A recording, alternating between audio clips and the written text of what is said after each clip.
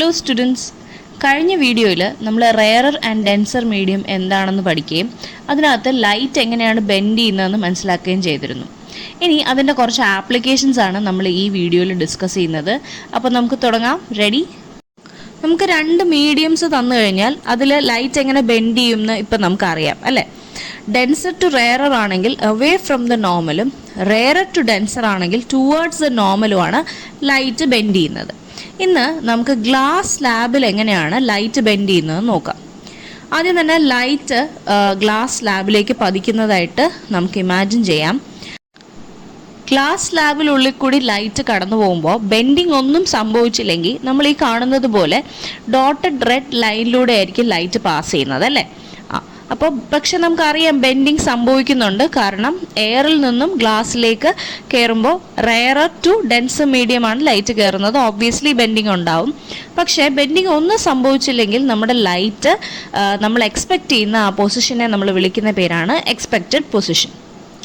പക്ഷേ ഇവിടെ ഓബ്വിയസ്ലി എയറിൽ നിന്നും ഗ്ലാസ്സിലേക്ക് പോകുന്ന light ray rarer to denser medium ആയതുകൊണ്ട് will always bend towards the normal. അങ്ങനെ അത് ഗ്ലാസ്സിനകത്ത് ടുവേർഡ്സ് ദ നോർമൽ ബെൻഡ് ചെയ്ത് ട്രാവൽ ചെയ്യും. നമുക്ക് രണ്ട് റിഫ്രാക്ഷൻസ് ഇവിടെ സംഭവിക്കുന്നുണ്ട്. കാരണം ഗ്ലാസ്സിൽ നിന്ന് അകത്ത് വരുന്ന ആ ലൈറ്റ് പുറത്ത് തിരിച്ച് എയറിലേക്ക് പോകുന്നുണ്ട്. അപ്പോൾ ആ ഗ്ലാസ്സിൽ നിന്നും എയറിലേക്ക് പോകുന്ന പോയിന്റിനും ഒരു റിഫ്രാക്ഷൻ സംഭവിക്കുന്നുണ്ട് അല്ലേ? അപ്പോൾ ഗ്ലാസ്സിൽ നിന്ന് എയറിലേക്ക് പോകുമ്പോൾ അത് ഡെൻസർ ടു റെയറർ മീഡിയമാണ് ട്രാവൽ ചെയ്യുന്നത്. ഓബ്വിയസ്ലി അത് അവേ ഫ്രം ദ നോർമലായിട്ട് ബെൻഡ് ചെയ്യും. ഈ അവേ ഫ്രം ദ നോർമലായിട്ട് ബെൻഡ് ചെയ്ത് ലൈറ്റ് റേ പുറത്തിറങ്ങുമ്പോൾ നമ്മുടെ എക്സ്പെക്റ്റഡ് പൊസിഷനിൽ നിന്നും വളരെയധികം മാറിയാണ് നമ്മൾ ആക്ച്വൽ പൊസിഷൻ കിട്ടുന്നത്. ഇങ്ങനെ നമ്മൾ എക്സ്പെക്റ്റഡ് പൊസിഷനിൽ നിന്നും മാറി റിഫ്രാക്റ്റഡ് റേ പുറത്തു വരുന്നതിന് നമുക്ക് ആ പൊസിഷനെ വിളിക്കുന്ന പേരാണ് അപ്പാരൻറ്റ് പൊസിഷൻ. പലപ്പോഴും റിഫ്രാക്ഷൻ കാരണം ഇങ്ങനെ ലൈറ്റ് ബെൻഡ് ചെയ്യുന്നതുകൊണ്ടും അപ്പാരൻറ്റ് പൊസിഷനിൽ ഇമേജ് ഫോം ചെയ്യുന്നതുകൊണ്ടും ചില ആക്ടിവിറ്റീസ് ചെയ്യാൻ നമുക്ക് ബുദ്ധിമുട്ടുണ്ടാവാറുണ്ട്. ഫോർ എക്സാമ്പിൾ, നമ്മൾ ഫിഷ് ഹണ്ടിങ്ങിന് പോവുകയാണെന്നിരിക്കട്ടെ, നമ്മൾ കാണുന്ന ഫിഷിൻ്റെ ഇമേജ് അപ്പാരൻറ്റ് പൊസിഷനിലായിരിക്കും ഫോം ചെയ്യുന്നത്. ശരിക്കും ഫിഷ് അപ്പാരൻറ്റ് പൊസിഷനിലായിരിക്കില്ല, അവിടെ നിന്ന് കുറച്ച് മാറി വേറൊരു റിയൽ പൊസിഷനിലായിരിക്കും ഇരിക്കുന്നത്. ഇങ്ങനെയുള്ളൊരു സാഹചര്യത്തിൽ ഫിഷ് ഹണ്ടിങ് പോസിബിൾ ആവുമോ? ഇല്ല. നമ്മൾ കാണുന്ന ഇമേജിലായിരിക്കില്ല ഫിഷ് ഉള്ളത്, മറ്റൊരു സ്ഥലത്തായിരിക്കും. അപ്പം നമ്മുടെ ടാർഗറ്റ് പലപ്പോഴും മിസ്സായി പോകാറുണ്ട്. ഇതുപോലെ തന്നെ നമ്മൾ ആദ്യം ചെയ്ത എക്സ്പെരിമെൻറ്റ്, അതായത് ഒരു ഗ്ലാസ്സിൽ വെള്ളം നിറച്ച് പെൻസിൽ ഇടുന്ന ആ എക്സ്പെരിമെൻറ്റിൽ നമുക്ക് പെൻസിലിൻ്റെ നിബ്ബ് മുകളിൽ നിന്ന് ഒബ്സർവ് ചെയ്യുകയാണെങ്കിൽ കാണാൻ സാധിക്കുന്നത് അപ്പാരൻറ്റ് പൊസിഷനിലാണ്. ശരിക്കും ലൈറ്റിൻ്റെ ബെൻഡിങ് കാരണം നമ്മൾ കാണുന്ന പൊസിഷൻ ഒന്നാണെങ്കിലും ആ സ്ഥലത്തല്ല ശരിക്കും പെൻസിലിരിക്കുന്നത്. പെൻസിലിന് യാതൊരു വ്യത്യാസവും വരാതെ, ഒടിവൊന്നും വരാതെ റിയൽ പൊസിഷനിലാണ് ശരിക്കും പെന്നിൻ്റെ ടിപ്പ് ഇരിക്കുന്നത്. നമ്മൾ അപ്പാരൻറ്റ് പൊസിഷനിലാണ് ഇതിനെ ഒബ്സർവ് ചെയ്യുന്നത്. അതുകൊണ്ട് നമ്മൾ കാണുന്ന ഇമേജിൻ്റെ പൊസിഷനിലായിരിക്കില്ല റിയൽ ഒബ്ജക്റ്റ് ഇരിക്കുന്നത്. ഇതുപോലെ ഈ ഫിനോമിനൻ്റെ മറ്റൊരു എക്സാമ്പിളാണ് അഡ്വാൻസ്ഡ് ഓർ ഏർലി സൺറൈസ്. നമ്മൾ ഏർത്തിൽ നിന്നും സണ്ണിനെ വീക്ഷിക്കാൻ ശ്രമിക്കുമ്പോൾ നമുക്കറിയാം ഏർത്തിന് ചുറ്റും ഒരുപാട് ലെയേഴ്സ് ഓഫ് അറ്റ്മോസ്ഫിയർ ഉണ്ട്.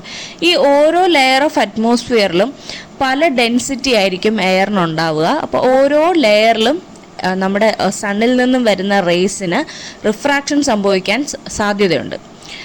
സൂര്യൻ ഉദിക്കുന്നതിന് തൊട്ട് മുമ്പ് അത് ഹൊറൈസൻ്റെ താഴെയാണെന്ന് നമുക്ക് പറയാം.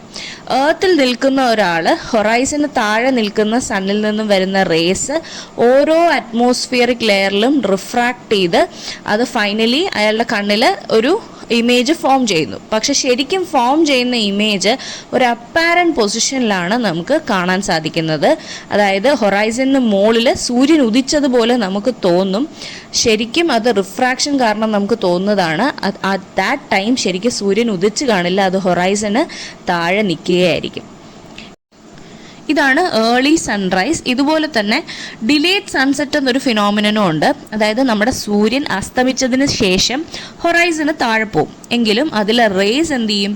ഓരോ അറ്റ്മോസ്ഫിയറിക് ലെയറിലും റിഫ്രാക്ട് ചെയ്ത് നമ്മുടെ കണ്ണിൽ ഇമേജ് ഫോം ചെയ്യും. അപ്പോൾ നമുക്ക് സൂര്യൻ ഹൊറൈസന് താഴെ പോയെങ്കിലും സൂര്യൻ ഇപ്പോഴും അസ്തമിക്കാതെ നിൽക്കുകയാണ് എന്നുള്ളൊരു ഇല്യൂഷൻ അപ്പാരൻറ്റ് പൊസിഷനിൽ അതിൻ്റെ ഇമേജ് കാരണം തോന്നും. ഇതിനെയാണ് നമ്മൾ ഡിലേഡ് സൺസെറ്റ് എന്ന് വിളിക്കുന്നത്. അതുപോലെ സ്റ്റാർസ് ട്വിങ്കിൾ ചെയ്യുന്നതായിട്ട് നമുക്ക് തോന്നാറില്ലേ?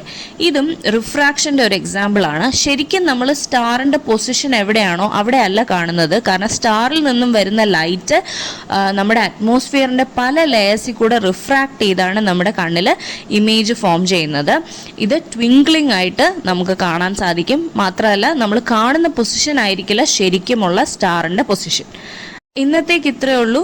ഫിസിക്സ് ഈസി അല്ലേ?